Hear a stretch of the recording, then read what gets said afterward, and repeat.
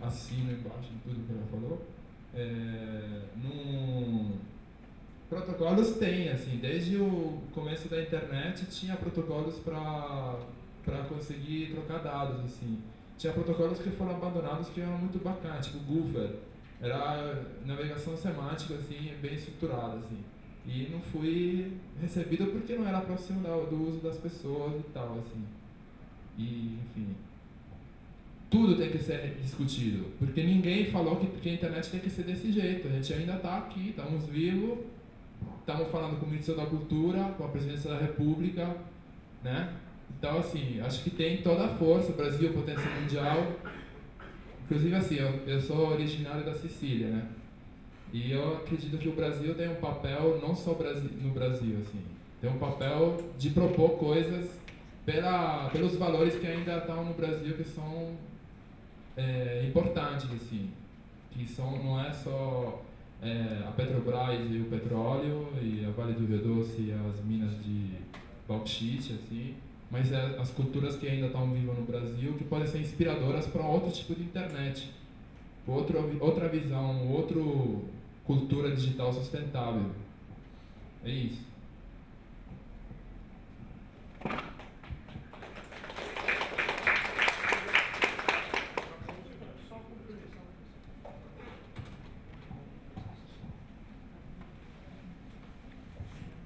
Só para complementar, eu acho interessante, quer dizer, já foram colocadas algumas coisas, inclusive referenciando esse processo do Ministério da Cultura, quer dizer, desde 2004 a gente está trabalhando essa questão do SNCC, mas não na perspectiva da cultura digital. Eu entendo o que o DEAC está falando, mas nessa gestão que a gente conseguiu, de fato, o SNCC poderia ser apenas uma base de dados .gov, né? Então, esse processo é recente para nós, quer dizer, a gente trazer os conceitos de uma construção da cultura digital é uma questão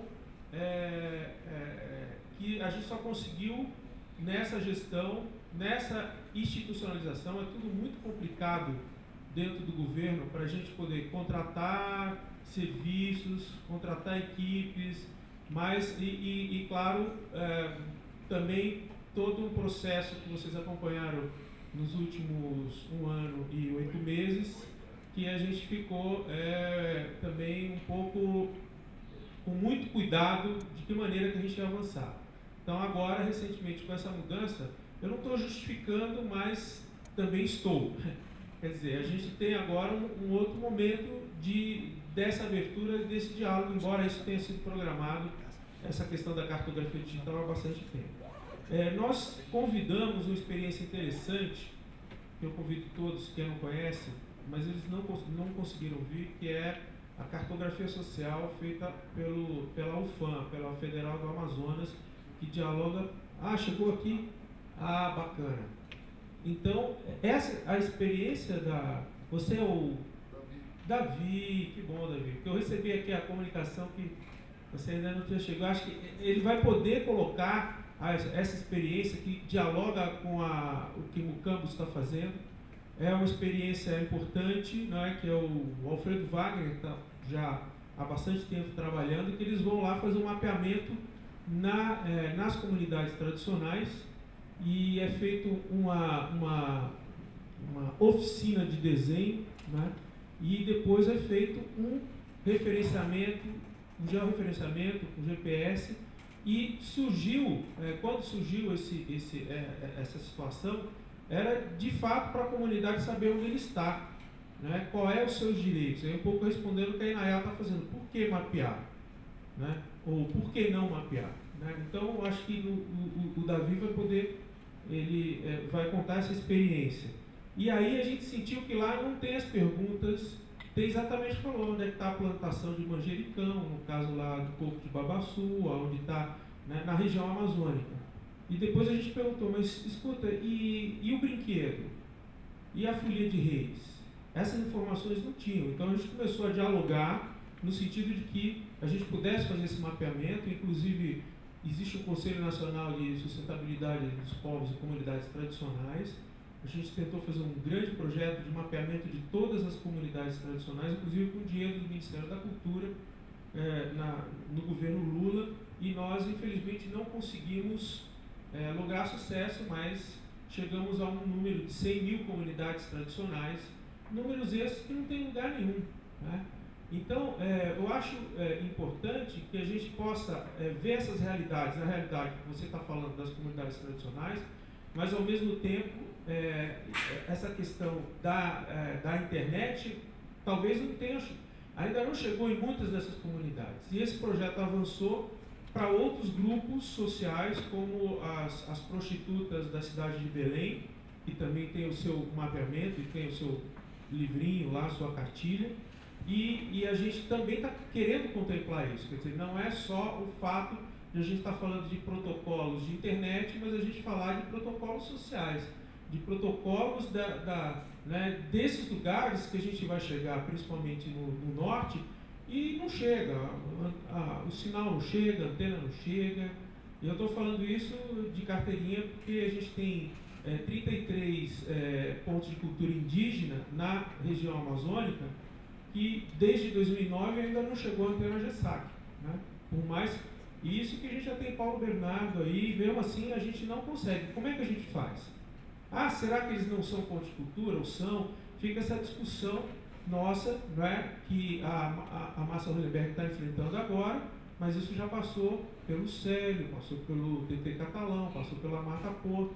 E esse tempo é um tempo, Deac, que não é o tempo, sabe, que a gente acha, não, mas já devia ter resolvido, mas aí não é bem assim que a viola toca, mas isso está colocado nas nossas prioridades, né? Bom, era um pouco disso, que bom que o Davi veio, porque aí a gente vai poder dialogar isso na apresentação dele. Bom, eu vou passar aqui para a mesa para seus comentários. Eu já vou adiantando que o Marcon criou um problema para ele, né? Que ele vai ter que pensar no formulário que ele propôs. Todo mundo. Opa, então já está. No Google. Então amanhã a gente já prepara.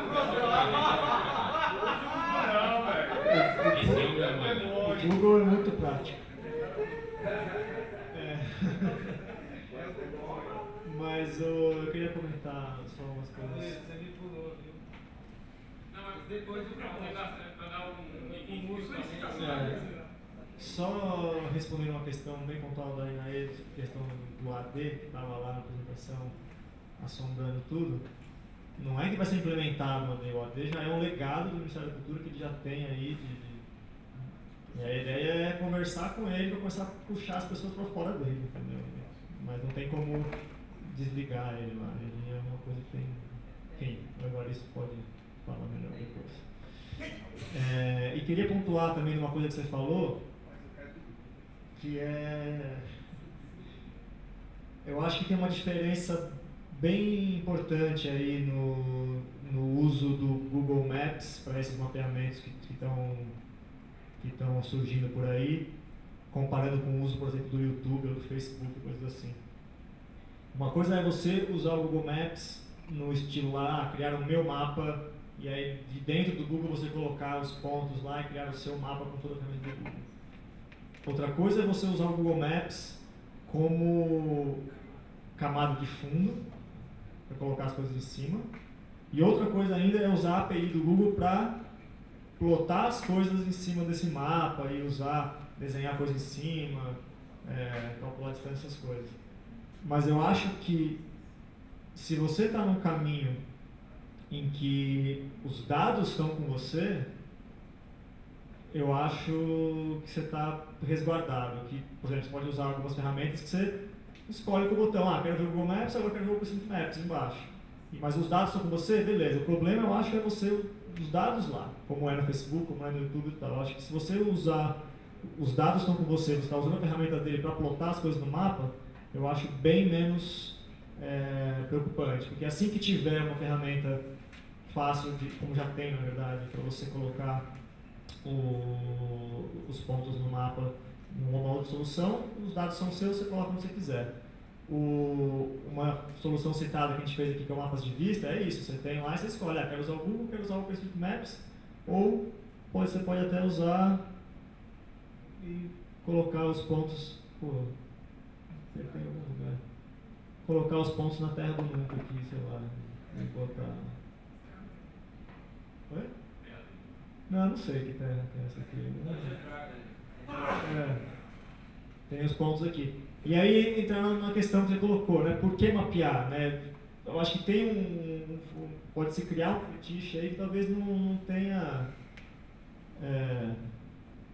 por exemplo, aqui está mapeado. Eu posso, às vezes, mapear uma comunidade. É muito mais interessante fazer um desenho da comunidade do que colocar georreferenciado. Por que georreferenciado se eu não vou comparar isso com isso? Isso pode ser uma coisa. Daí eu acho que enfim, o seminário de cartografias colaborativas e tudo mais, mas o que é colocado no SNCC lá, não é? O mapa é uma visualização possível que pode ser interessante para algum tipo de coisa. Mas, por exemplo, o que o Maurício colocou, eu quero ver quais foram o histórico de tal proponente, tal artigo, Ivete Sangalo, quanto que ela já recebeu de incentivo, né, de convênios com o Ministério da Cultura. Você vê, isso não tem a ver com mapa. Eu acho que mapa é uma possível saída de dados, não só do SNCC, mas para qualquer mapeamento cultural que a gente fizer. Eu acho que tem um monte de informação que o mapa não é a melhor visualização. Então, normalmente. E, bom, é isso que eu queria falar. Antes do Pedro falar, só queria adiantar que no nosso debate técnico da quarta-feira, o tema é exatamente esse: geolocalização, geotagging, georreferenciamento, que é para a gente discutir um pouco mais esses diferentes lados aí desse pensamento e prática dos mapas na internet, no digital. Fala aqui. Não, na verdade, só para falar que eu estou já mexendo aqui no fórum. Na verdade, já fiz uma proposta parecida com essa que eu estou fazendo aqui, por um problema de um outro grupo de softwares, que são softwares de monitoramento do parlamento. Então, eu já tinha, inclusive, as perguntas mais ou menos formuladas. Mas antes de abrir esse fórum para as respostas, eu queria passar para a gente pensar nas perguntas e fechar um conjunto de perguntas que faz sentido. E amanhã a gente preenche rapidinho e pronto, acabou. Mas eu não tenho mais nada para falar. Manda o Irá falar um pouco.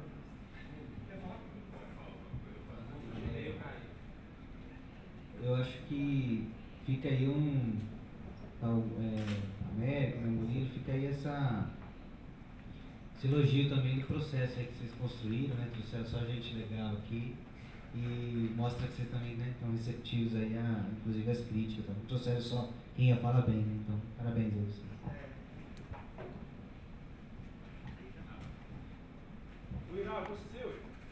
Eu passei a bola, não esqueci. Agora você vai falar. É porque não, o pessoal é meio do contexto, mas é porque a provocação que eu ia fazer era meio de entender aqui como é que era o cenário aqui. Por exemplo, aqui quem está aqui, que uma coisa que a Inaê falou, que eu acho importante, que é a capacidade que a gente tem de não depender das ferramentas proprietárias. E aí eu queria entender que tem algumas pessoas que eu conheço que eu sei que dominam código, são hackers e desenvolvedores. Eu queria que se identificassem essas pessoas. Quem é que manja de código e consegue dominar uma ferramenta dessa, de olhar o código e editar ela? Pode levantar a mão, por favor? E aí eu acho que assim, isso é um cenário importante, assim. Você também, né? Eu não me coloco nesse grupo não, eu sou só de caô, nação caô. Isso porque é o seguinte, eu acompanho esse dilema de um sistema de informações do Ministério, muito em relação à ação cultura digital, desde 2004, acompanhando o Léo lá, o Mapas de Vista, a gente começou a pensar nesses desafios, antes de saber até que o SALIC existia, que a gente não sabia, quando a gente inventou de pensar no MapSys. E uma das coisas que eu sei que é um desafio eterno do Ministério da Cultura, e o Murilão vai talvez se comover com esse problema, que é a falta de capacidade do Ministério de escrever código, de fazer código.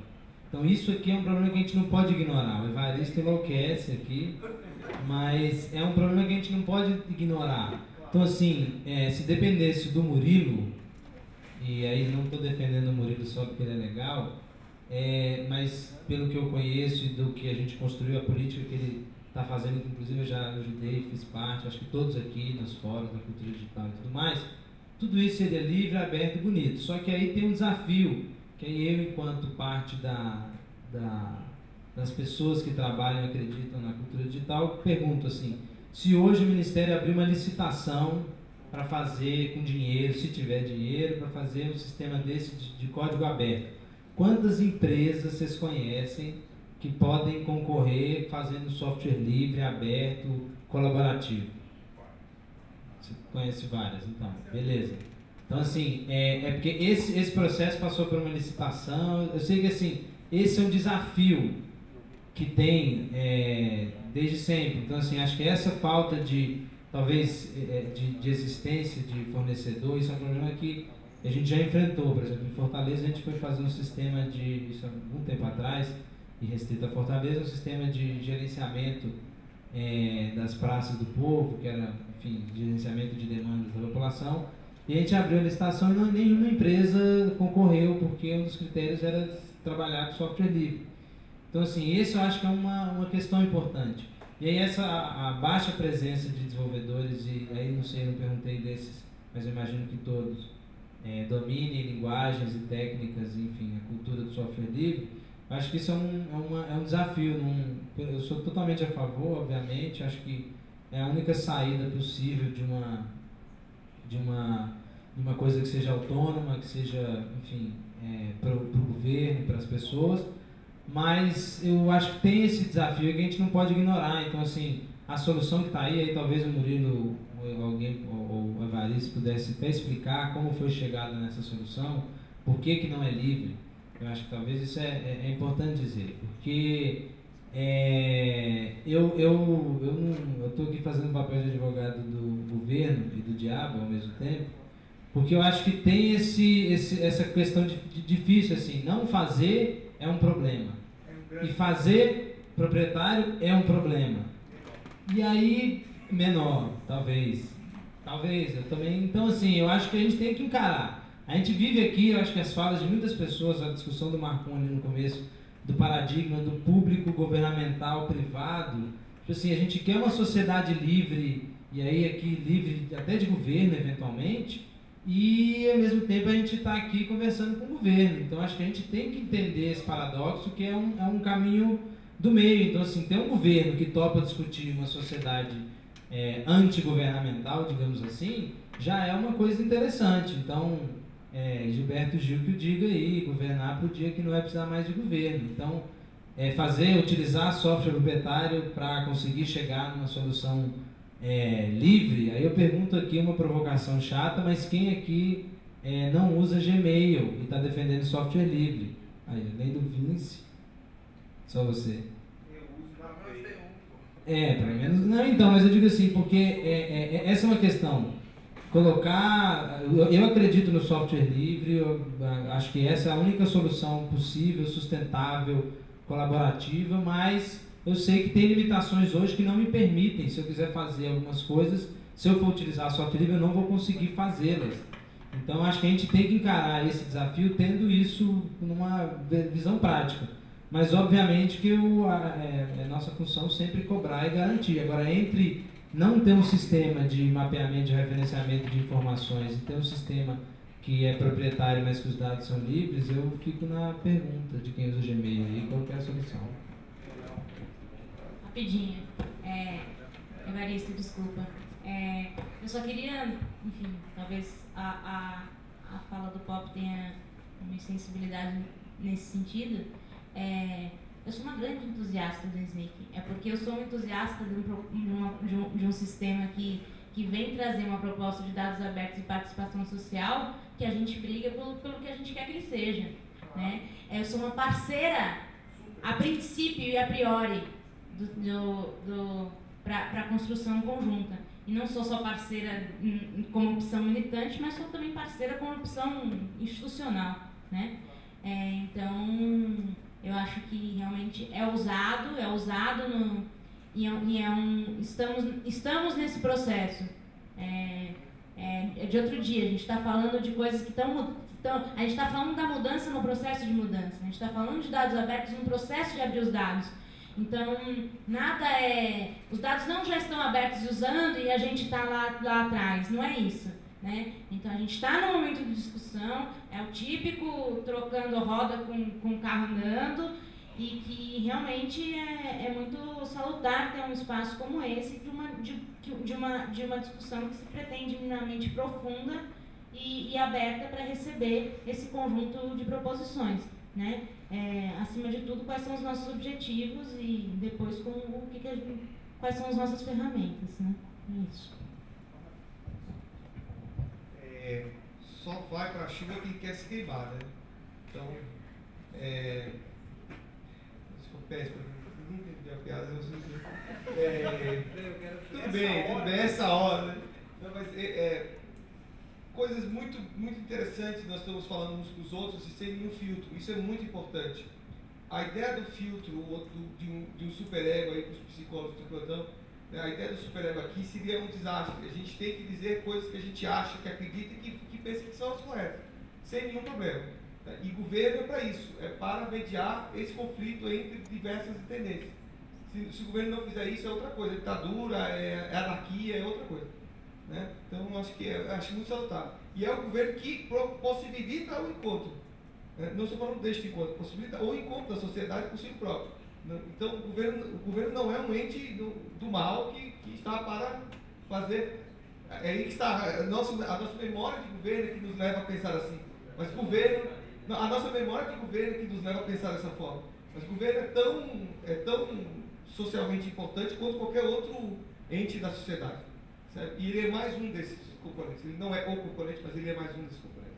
Sem demonizações, sobre a questão sobre essa questão de mexer em código, a minha opinião pessoal é de que a instituição não pode, não deve, não tem como deixar de ter a sua própria inteligência. E ter a sua própria inteligência é não terceirizar a inteligência. E terceirizar a inteligência significa passar para qualquer um, para software livre, para software proprietário, para software do céu, do inferno. Se aquilo é o core business da organização, aquilo não pode ser terceirizado. Mas isso é um pensamento de longo prazo que precisa ser introjetado no governo federal. Entendeu? Os ministérios perderam sua capacidade de gestão de inteligência. E isso é uma coisa gravíssima. No judiciário, por exemplo, isso praticamente não existe. Todas as operações core são realizadas dentro da casa. Porque isso é a chave e o centro. Os servidores da carreira que mantêm a inteligência sobre os processos, que mantêm os códigos. Porque isso está no centro da soberania dessa inteligência. Eu não falo da soberania no sentido político, geopolítico, mas soberania da inteligência. Então, o Ministério foi minguando tecnologicamente, minguando do ponto de vista de inteligências, e isso nos deixa hoje numa situação em que você tem que fazer escolhas pragmáticas. E escolhas pragmáticas nem sempre são as mais populares, mas são as possíveis. E essas soluções possíveis nos levam para o caminho para frente. Mas a solução mais tecnicamente razoável do ponto de vista de gestão do conhecimento era o Ministério ter seus próprios técnicos de tecnologia, baseados em software livre, baseado em Open Data, baseado em qualquer outra coisa que você queira generalizar. Mas a inteligência não está no software livre. A inteligência está nas pessoas que fazem o software livre funcionar. Okay? Então, se você não tem pessoas, não adianta nada fazer software livre com pessoas terceirizadas de outro lugar que não vão ficar na sua organização. Isso, na minha opinião, muito, muito pessoal. Ou a instituição, ou as instituições mantêm o seu centro tecnológico básico, que detém todo o conhecimento sobre o seu core business, não sobre coisas pequenas, mas sobre sua gestão principal, ou fica muito difícil você discutir software livre, software proprietário, software isso, software aquilo. Porque isso, na prática, a inteligência daquele software não está na organização, está na cabeça de outras pessoas que não estão na organização. Esse é o problema. Isso é uma opinião muito... pelo menos que a informação seja livre. Pelo menos isso. Isso já ajuda muito. Eu digo para ter inteligência dentro do ministério. Aí é o planejamento que tem que fazer, mudar ao longo da história. Vamos para o real. Bom, como a gente vai ter, tempo de discutir várias outras coisas durante o evento, assim, acho que essa questão do software livre na instituição pública é um debate interessante. Vai sobrar uma hora, a gente pode até debater isso. Mas o que a gente viu foi a nossa área de TI ficar com especialistas em licitações, né? É isso. Eu perguntaria se o pessoal das empresas de software livre tem especialistas em licitações, porque na verdade é isso que está faltando, é saber como lidar com a questão dos contratos software livre com o governo, né? Especialista em licitações proprietárias. Poderia, pois é. Esse aqui é o problema. Pois é, eu acho que isso pode ser um bom debate aqui para a gente ter numa hora aqui no café, eu acho que vale a pena. Gente, a gente está chegando ao final. Alguém quer ainda acrescentar alguma coisa? O formulário está pronto? Não, o formulário é no Google Docs, eu não tenho frescura. Tipo, pra mim não é. Isso aí não é problema, eu já passei dessa fase. Só acho que é uma provocação injusta, você tá ligado, né? Você tá comparando nada com nada. Então, tudo bem. Só pra você saber que eu sei. Gente, então aqui vamos encerrando o nosso primeiro dia. Agradeço a presença de todos. Foi ótimo. Vamos lá.